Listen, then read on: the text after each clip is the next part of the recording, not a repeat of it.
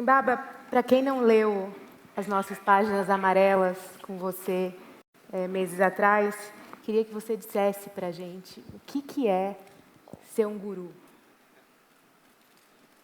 Um guru é como um GPS que mostra o caminho para a realização do propósito maior. Ensina o caminho da autorrealização do ser, que mostra o caminho para descobrirmos quem de fato somos e o que de fato viemos fazer aqui. Então não é um guru, ele não representa uma religião em si. Não, ele é um representante da existência. Na verdade, é um homem comum, como todos, mas que pôde encontrar essa razão, encontrou a resposta para essa pergunta e por isso hoje ele pode mostrar para outros. E quantas pessoas hoje seguem os seus ensinamentos espirituais? Eu não tenho o número exato, mas no mundo todo são milhões de pessoas que recebem meus ensinamentos, que tentam colocá-los em prática.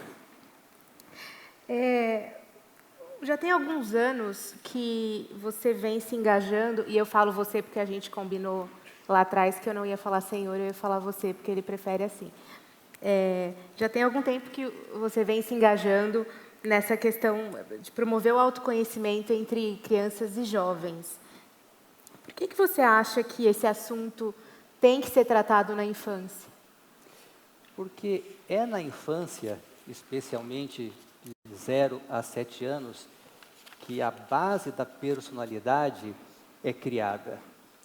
Então, os condicionamentos que são instalados nessa fase da vida vão permear toda a existência dessa pessoa. Então, é ali que está a oportunidade de nós criarmos seres conscientes, seres autônomos, seres livres, seres capazes de tomar decisões construtivas para a sua vida e para a sociedade.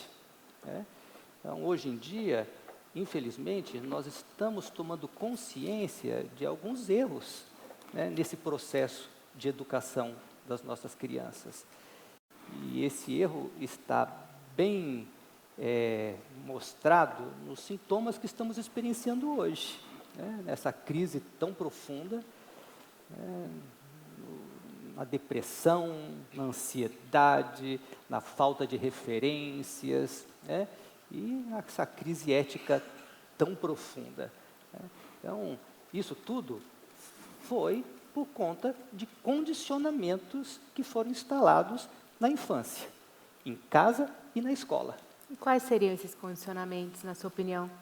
Eu sinto que talvez o principal seja de que a felicidade está lá fora e que ela pode ser comprada. Eu sinto que esse é um erro básico, E um outro é justamente uma inabilidade para lidar com os conteúdos interiores, subjetivos, com as emoções, por exemplo. Então, é ensinado que a criança precisa ser boa, que ela tem que amar, que ela tem que fazer o bem, mas não se ensina como lidar com raiva, como lidar com ciúmes, como lidar com inveja, como lidar com conflitos, como lidar com frustração. Então, a criança é ensinada a ser perfeita, ela tem que tirar notas boas, ela tem que fazer sucesso, ela tem que ser a melhor. Mas quem é que consegue ser o melhor? Um ou outro consegue tirar as notas boas, consegue atingir as metas estabelecidas, e todas as demais têm que sobreviver com a frustração, têm que sobreviver com o sentimento de impotência, de fracasso, de insegurança, o que gera uma série de outros sintomas negativos e destrutivos que vão permear toda a vida adulta dessa criança. Então, eu compreendo que se pudermos realmente olhar para isso e tratar da forma correta, nós vamos ter a chance de uma sociedade mais serena, mais pacífica, mais próspera, mais amorosa no futuro. E o senhor acha que crianças têm maturidade para lidar com essa jornada de autoconhecimento, de encontro consigo mesmo? Tem, com certeza. A criança, ela traz com ela uma grande sabedoria que normalmente não é respeitada. A criança, ela sabe muito da vida, ela sabe muito de si mesma, ela sabe muito a respeito do propósito maior, do porquê ela nasceu, do que ela veio fazer aqui, mas normalmente a criança não é respeitada nessa sabedoria nata que ela traz, né? Então, eu sinto que parte desse programa, né, de desenvolvimento de habilidades socioemocionais para a criança envolve justamente essa escuta da criança. É poder acolher essa sabedoria que ela já traz com ela e apenas dar a oportunidade para que isso possa se manifestar, para que isso possa se desenvolver. Esse programa de habilidades socioemocionais, ele entra na nova base curricular a partir do ano que vem. Qual que é a linha que delimita o que são essas habilidades e a religião? O que separa as duas coisas? Sim, eu vou lhe dizer, mas antes eu vou precisar dizer que é importante primeiro compreender o que é isso, né? O que é, né, habilidades socioemocionais. Exato. Porque até mesmo semana passada houve um evento aqui em São Paulo focado em educação e tinham lá vários estandes de várias empresas oferecendo programas de desenvolvimento de habilidades socioemocionais, mas que ao tomar contato com aquilo eu percebi que nós estamos falando línguas diferentes, que na verdade eu compreendo algo completamente diferente do que estava sendo colocado ali. Por exemplo, ali estava se falando, né, de desenvolver motivação, entusiasmo, mas isso não quer dizer autoconhecimento, isso não quer dizer desenvolvimento de habilidades socioemocionais, né? Então, sorrir quando está com raiva não significa desenvolvimento de habilidades socioemocionais, né? Estamos falando de um processo que leva a criança a aprender a gerenciar a emoção, que leva a criança a aprender a gerenciar conflitos, que leva a criança a lidar com conteúdos interiores que normalmente ninguém ensina como fazer, né? Então, impulsos que são considerados, inclusive, moralmente errados, como raiva, como vingança, como ciúmes, né? Então, existe uma metodologia para lidar com isso. Isso são metodologias que envolvem a esfera da psicologia humana, que envolve a esfera da filosofia, que envolve a esfera da consciência, mas não toca na religião. Nós estamos falando de ampliação da percepção, estamos falando da ampliação da concentração, da capacidade de se auto-observar, da capacidade de identificar em si aquilo que não funciona e como transformar isso. Isso serve para todas as religiões. Isso serve para todas as pessoas de todas as etnias, de todas as classes sociais, de todas as tendências. Isso é para todos. Então, o que você propõe, de uma certa forma, é a meditação, de uma certa forma, para esse programa de habilidades socioemocionais. A meditação é o início. É o início. Então, estamos falando de autoconhecimento. Autoconhecimento. O que é autoconhecimento? É se conhecer. Se conhecer, identificar aquilo em você que não funciona, aprender a transformar o que não funciona, acordar potenciais adormecidos, colocar dons e talentos em movimento, para que cada um possa ocupar o seu lugar no mundo. E tudo isso começa com um olhar profundo para si mesmo. Então, o que eu estou sugerindo é que essa criança se torne, desde cedo, um explorador da consciência. E essa exploração da consciência começa com o cultivo do silêncio. Começa com um olhar para dentro, nem que seja por um instante. Eu tenho falado de 1 minuto para iniciar. 1 minuto para desligar o celular, para se desligar do mundo lá fora, fechar os olhos, colocar atenção na respiração e se auto-observar. Observar pensamentos, observar emoções, observar sensações, sem julgar, sem criticar, né? Então, esse é o início de um processo de fortalecimento interior, de desenvolvimento de capacidades subjetivas profundas que vão nutrir toda a existência, como concentração, como auto-observação, como serenidade, capacidade de se afastar quando o conflito está fora de controle, para poder buscar uma inspiração e saber como lidar com o conflito, né?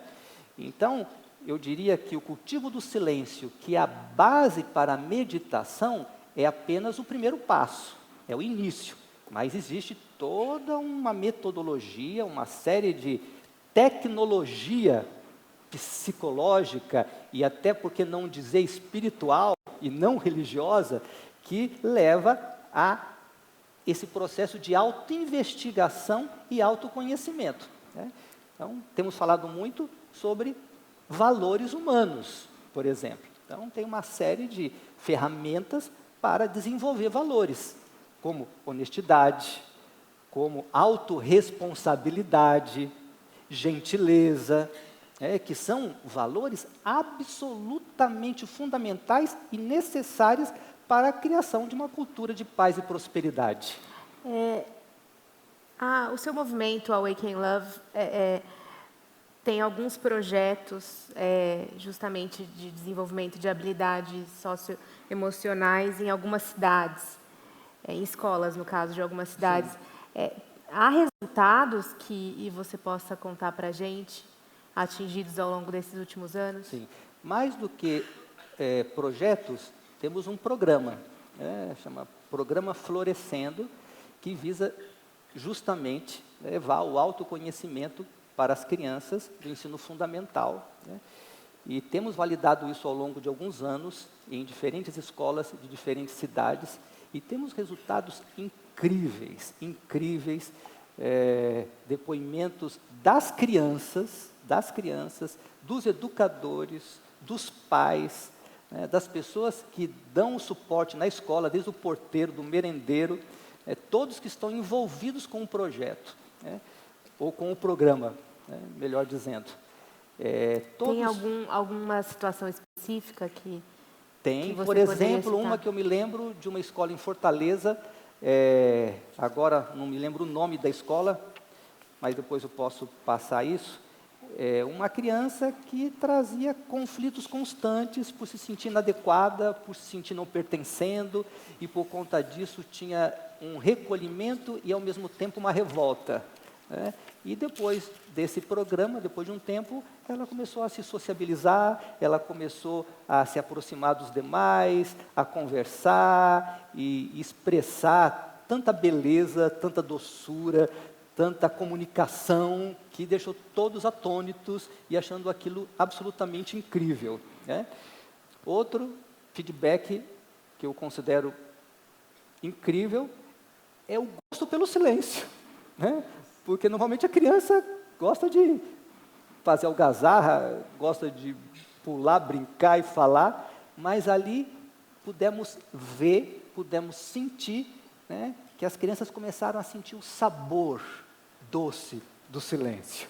Então, quando chegava a hora da prática do cultivo do silêncio, por exemplo, todas faziam com bastante entusiasmo, né? Então, as outras atividades relacionadas com desenvolvimento de valores, autoliderança, para lidar com conflitos também, sempre muito bem avaliada por todos aguardavam com entusiasmo o momento dessas atividades. Uma pergunta aqui da Cíntia Ribeiro. Você acha que esse tipo de desenvolvimento de habilidade pode ser feito em casa e não na escola, prioritariamente? Deve ser feito na escola e em casa. Na verdade, essa novidade no currículo nacional é apenas um primeiro passo. É apenas um primeiro passo. Agora, nós temos que dar muitos outros passos, que envolve preparar os educadores da forma correta e preparar a sociedade, preparar as famílias, para que eles possam dar continuidade a esse processo em casa. Olha que interessante. Quando estávamos trabalhando, né, na construção desse documento, para criar, essa possibilidade das habilidades socioemocionais fazer parte do currículo nacional, eu fui um dia num restaurante almoçar, e eu muito atento, de repente estava tendo uma conversa na mesa ao lado. Uma criança fala para a mãe assim: mãe, hoje a professora ensinou meditação. E a mãe respondeu assim: minha filha, não tinha uma coisa melhor para essa professora te ensinar, não? Aquilo eu gravei, Eu gravei. Tem um recado para mim aí. Tem um recado para mim. Nós temos que envolver as famílias. Nós temos que envolver os pais. Temos que envolver toda a sociedade dentro desse processo. Porque nós estamos falando de uma mudança de cultura. Nós estamos falando de uma mudança de percepção e da nossa visão a respeito daquilo que a gente considera que seja a realidade. Nós estamos num momento de transição, nós estamos vivendo uma revolução de consciência no planeta Terra, aonde o autoconhecimento precisa ser a medicina. Na verdade, não é que ele precisa ser a medicina, ele é a única medicina.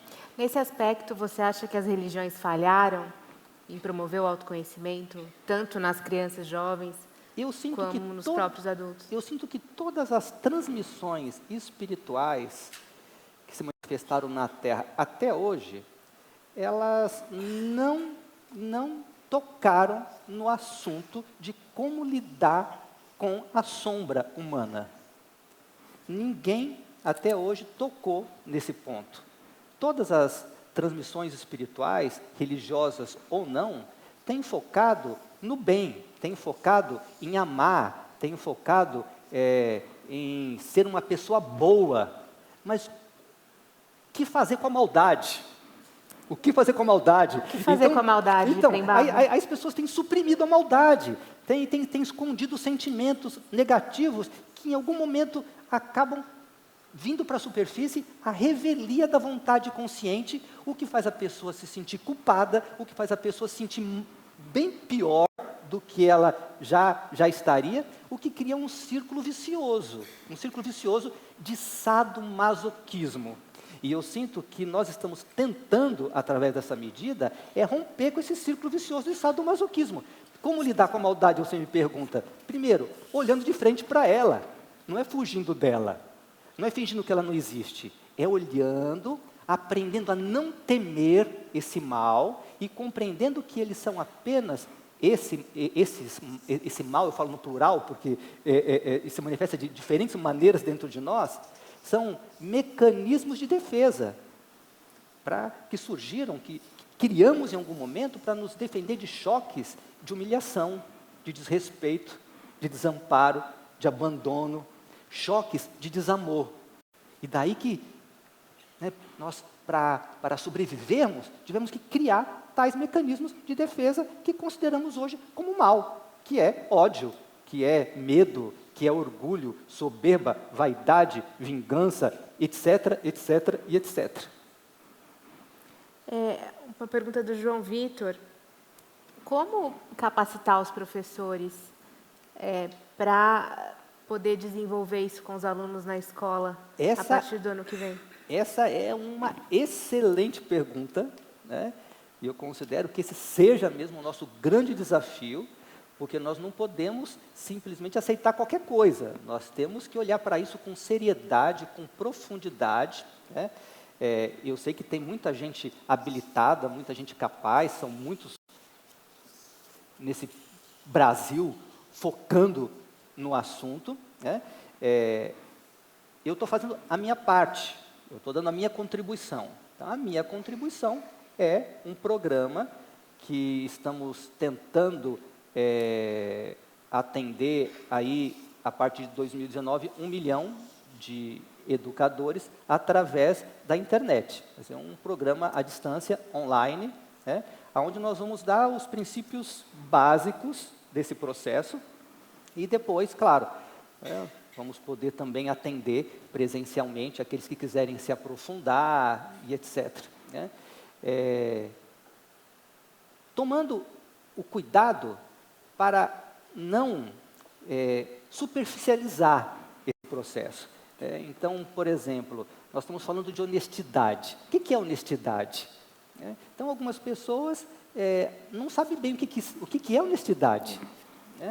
Então, acabam muitas vezes tratando a honestidade através da mentira, por exemplo. Isso não cabe. Então, honestidade significa um olhar sincero para si mesmo, inclusive, dar a chance do adulto e, consequentemente, da criança, porque a criança aprende através do exemplo do adulto. Então, claro que esse processo precisa acontecer com os educadores e com os pais, né, para que, então, eles possam abrir caminhos para as crianças. Então, ser honestos consigo mesmos, primeiro. Então, aprender a lidar com os sentimentos que estão guardados, que estão suprimidos, aprender a colocá-los para fora, chorar as lágrimas derramadas, colocar os protestos para fora de forma sábia, sem ferir, sem destruir. Os adolescentes, na verdade, os pais que procuram os seus retiros com adolescentes ou crianças, o que eles buscam exatamente? São problemas específicos de crianças que estão com depressão ou simplesmente autoconhecimento? Tem de tudo, né? Mas a grande maioria busca dar à criança e ao adolescente uma esfera diferente, né? Um ambiente mais saudável para eles se desenvolverem, um ambiente mais lúdico, onde tenha a possibilidade dessa honestidade para lidar com os sentimentos, onde exista essa possibilidade deles florescerem mesmo no melhor que eles têm. Né? Eu sinto que esse é a principal procura. Tem duas perguntas da plateia sobre idade aqui. A partir de qual idade uma criança pode começar a meditar? E a outra é sobre se a criança não começa desde pequena, na primeira infância, se a partir da adolescência já é um caso perdido, por exemplo. Tá. Não, nunca é um caso perdido, né? Tanto que eu tenho ensinado os adultos que não tiveram a chance de receber nada na infância. Eu vou dizer que é mais desafiador, é mais difícil. Eu diria que, às vezes, é um tremendo desafio mudar uma mente adulta, né? Então, como é que faz uma mente adulta que acredita no sofrimento, que acredita no fracasso dela, que está completamente descrente da possibilidade dela conseguir ser feliz na vida, fazer ela mudar isso? É difícil, mas é possível. Difícil, mas possível. Tá? Mas, claro que é muito mais simples, muito mais fácil, se começamos mais cedo. Então, a partir de 5 anos, a criança já pode começar a experimentar ficar 1 minutinho em silêncio. Tá? 6 anos, já pode ficar 2. 7 anos, já pode ficar até 3. Né? Por dia? Por dia, suficiente. Né? E isso dentro de uma atividade lúdica, brincando, contando histórias, né? Dentro de um contexto que ela possa compreender e devagarinho vai ensinando o valor desse silêncio para ela, e aos poucos ela vai absorvendo o valor desse silêncio. E aí já não é mais alguém que disse para ela, ela pôde experimentar e aquilo está fazendo parte da realidade dela já. Né?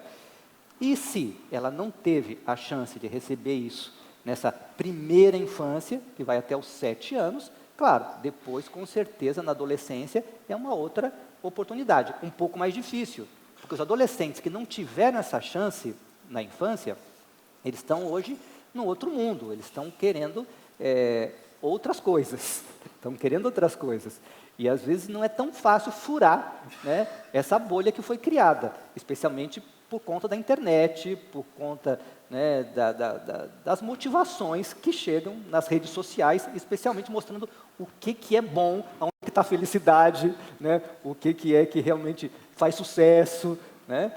Então, não é tão simples, mas é possível, sim, se nós conseguimos uma abordagem que encante, uma abordagem que também seja lúdica, que também seja, né, legal. Tem que ser legal para o time. Nesse aspecto, a internet ajuda ou atrapalha? Porque, ao mesmo tempo que ela, enfim, distrai, ela também dá acesso à informação sobre determinadas coisas que a criança pode buscar. Eu considero a internet hoje realmente uma faca de dois gumes. Exatamente. Ela tem aberto caminhos para essa revolução de consciência, né? Tem possibilitado essa aproximação entre todos. O mundo hoje é como um quintal, né? Mas, ao mesmo tempo, tem uma superficialidade e tem a possibilidade de extravasarmos esses sentimentos reprimidos de uma forma que ninguém sabe muito bem quem foi e como foi, né? O que facilita. Então, estamos vendo aí, né, rajadas de ódio, né, de desrespeito, de intolerância, de preconceito, né? Então, isso é algo que ainda precisa ser gerenciado. Então, a internet precisa ser melhor utilizada, as redes sociais podem estar a serviço, sim, dessa revolução de consciência, dessa mudança de cultura, mas precisamos, né, de encontrar melhores caminhos. Eu sinto que não acertamos ainda, né, na forma. Pimbaba, queria agradecer sua presença aqui hoje, nosso tempo está esgotado. Muitíssimo obrigada Foi um por falar prazer, com a gente. foi um prazer.